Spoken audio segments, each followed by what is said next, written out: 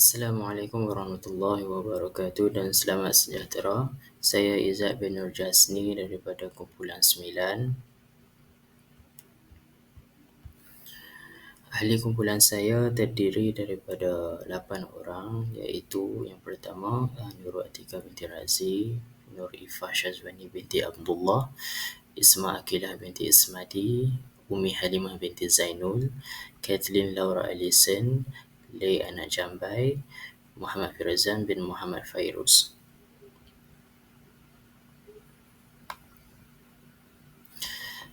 Kumpulan kami memilih tajuk 6, iaitu jelaskan konsep teori atribusi dan bagaimana guru boleh menggunakan teori tersebut untuk meningkatkan motivasi intrinsik pelajar untuk belajar.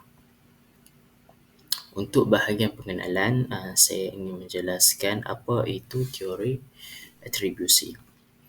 Atribusi ialah proses membuat andaian tentang sebab di sebalik tingkah laku seseorang yang digunakan manusia untuk memahami tindakan orang lain. Heidegger berpendapat bahawa orang membentuk konsep tentang orang lain dalam kehidupan seharian mereka, mentafsir tingkah laku mereka dan meramal tindak balas terhadap situasi yang sukar. Teori atribusi Werner mencadangkan bahawa motivasi dipengaruhi oleh pencapaian hasil yang diingini dan persepsi pelajar terhadap kejayaan atau kegagalan mempengaruhi motivasi dan tingkah laku masa depan mereka. Kedua-dua faktor dalaman dan luaran mempengaruhi kejayaan atau kegagalan. Werner berpendapat bahawa orang yang ingin berjaya mengaitkan kejayaan dengan usaha mereka, manakala mereka yang kurang berusaha menyalahkan kegagalan atas ketidakkecekapan mereka.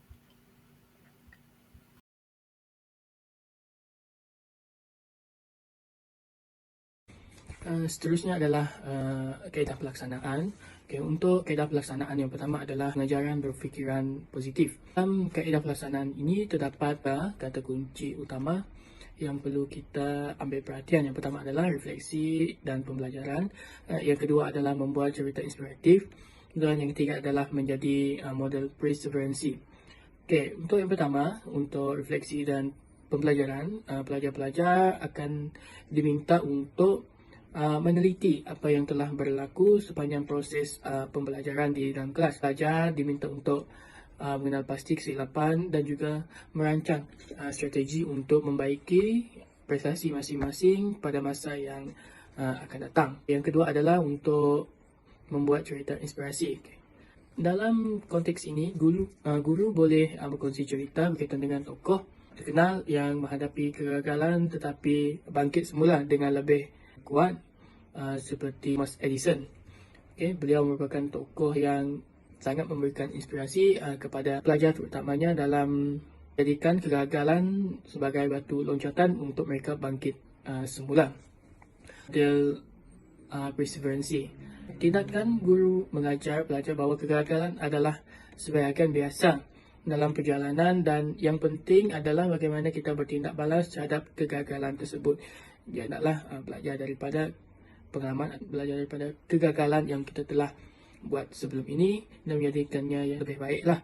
Kaedah pelaksanaan yang kedua adalah teknik pembelajaran visual. Dalam kaedah pelaksanaan ini terdapat 3 kata kunci utama, iaitu menggunakan alat bantu visual, yang kedua adalah peta konsep dan yang ketiga adalah adaptasi pembelajaran visual dalam pelbagai konteks. Untuk penggunaan alat bantu visual, guru kena menggunakan pembelajaran visual yang meluas dalam memastikan penerangan berorientasikan visual untuk pemahaman dan pengekalan yang lebih mudah oleh pelajar. Belajar secara visual juga melibatkan penggunaan alat bantu visual seperti gambar rajah, carta, graf dan juga video untuk meningkatkan pembelajaran mereka. Seterusnya adalah peta konsep. Peta konsep membolehkan pelajar memahami secara keseluruhan bahan yang diajar, memudahkan pemahaman yang lebih jelas dan juga menunjukkan kesaling hubungan antara bahagian yang berbeza. Untuk membuat peta konsep ini, seperti yang di dalam slide, yang pertama adalah mulakan dengan mengenal pasti konsep atau topik utama. Yang kedua adalah susun konsep berkaitan secara hierarki dengan menggunakan garisan atau anak panah. Dan seterusnya adalah pastikan konsep dan sambungan dilabelkan dengan jelas untuk mengelakkan kekeliruan. Seterusnya adalah adaptasi pembelajaran visual dalam pelbagai konteks. Pembelajaran visual dapat disesuaikan dengan pelbagai konteks, dari buku teks kepada kursus dalam talian. Konsep kompleks dapat diakses dengan lebih mudah dan diingati dengan menggunakan alat bantu visual. Kaedah pelaksanaan yang ketiga, kaedah pelaksanaan yang terakhir adalah model peranan positif. Dalam kaedah pelaksanaan ini juga mengandungi 3 kata kunci utama. Untuk penggunaan model peranan positif, guru perlu menggunakan contoh inspiratif berkaitan dengan individu yang telah menempah nama ataupun yang telah berjaya mengatasi halangan atau kegagalan dalam pembelajaran. Perkara ini dapat membantu pelajar sedikit banyak untuk memahami bahawa mengatasi cabaran dan berkembang daripada kegagalan adalah sesuatu yang boleh mereka capai juga. Seterusnya adalah meningkatkan semangat belajar. Guru boleh menaikkan semangat pelajar untuk tidak mudah berputus asa dan juga memastikan hubungan antara mereka dan juga pelajar lebih baik agar ilmu yang disampaikan mudah untuk diterima oleh pelajar dan juga mendapat keberkatan. Sebagai contoh kisah Hakim Muhammad Akmal yang memberi semangat kepada pelajar untuk tidak mudah berputus asa dan menekankan kepentingan hubungan pelajar dengan guru adalah medium yang sangat baik. Interaksi antara guru dan pelajar amat penting bagi memberi kesan terhadap keberkatan. Seterusnya adalah kemanisan, kepribadian dan kecemerlangan pendidikan. Kejayaan seorang pelajar tidak hanya diukur dari segi kejayaan dalam peperiksaan, tetapi juga dari segi pengembangan kepribadian yang baik.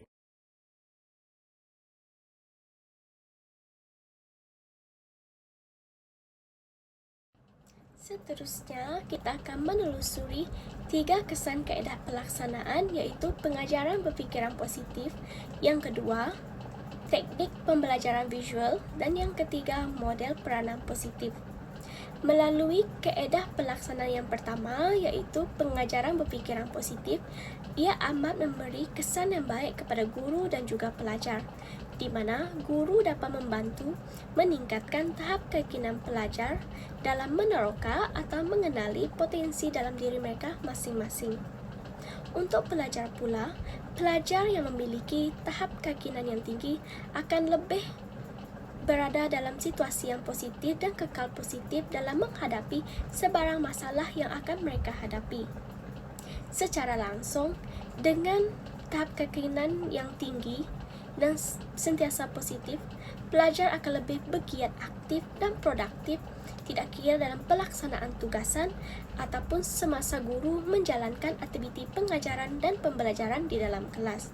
Sebagai contoh, guru boleh memberikan contoh melalui seseorang ataupun tokoh yang berjaya disebabkan oleh tahap keyakinan mereka yang tinggi dan tidak pernah putus asa. Iaitu sebagai contoh cerita mengenai Thomas Edison yang mempunyai tahap keyakinan yang tinggi semasa menguji bermacam prototipe untuk mencipta mentol lampu. Seterusnya, cerita mengenai J.K. Rowling yang naskahnya ataupun buku terbitannya ditolak beberapa kali oleh syarikat penerbitan, namun beliau tidak putus asa dan akhirnya naskah beliau yang berjudul Harry Potter telah diterima dan diterbitkan sehingga sekarang. Seterusnya ialah teknik pembelajaran visual. Hal ini di mana adalah penggunaan alat bantu visual sebagai medium pengajaran dan pembelajaran di dalam kelas. Kesannya kepada pelajar dan juga guru adalah di mana ia dapat membantu pelajar untuk memberikan tindak balas yang lebih terbuka serta meningkatkan keyakinan pelajar. Untuk guru pula, mereka boleh memvariasikan pelbagai kaedah pengajaran di dalam kelas untuk menarik minat pelajar untuk mendalami pelbagai bab-bab pelajaran ataupun topik yang akan dibincangkan di dalam kelas pada sesuatu masa tertentu. Sebagai contoh adalah penggunaan peta konsep, di mana ia dapat membantu pelajar untuk mengatur ataupun menyusun maklumat secara berstruktur serta dapat memberikan penjelasan yang jelas mengenai hubungan antara konsep-konsep utama dalam bab pembelajaran. Dengan penerapan gaya pembelajaran menggunakan bantuan alat bantu visual tersebut, ia akan menghasilkan pelbagai kesan positif dalam arena pendidikan dan juga meningkatkan motivasi pelajar untuk terus belajar dan memperolehi pencapaian akademik yang cemerlang. Seterusnya ialah kesan kaedah pelaksanaan terakhir, iaitu model peranan positif. Melalui kaedah pelaksanaan model peranan positif ini, para guru boleh mengkongsikan dan menceritakan mengenai individu-individu, tokoh-tokoh ataupun ikon-ikon yang sudah berjaya di dalam hidup, terutamanya mereka yang pernah gagal. Namun, mereka tetap bangkit dan meneruskan perjalanan hingga mereka berjaya sehingga kini. Dengan itu, para pelajar akan dipengaruhi dengan semangat serta motivasi yang tinggi untuk mengikuti jejak langkah insan atau individu yang sudah berjaya.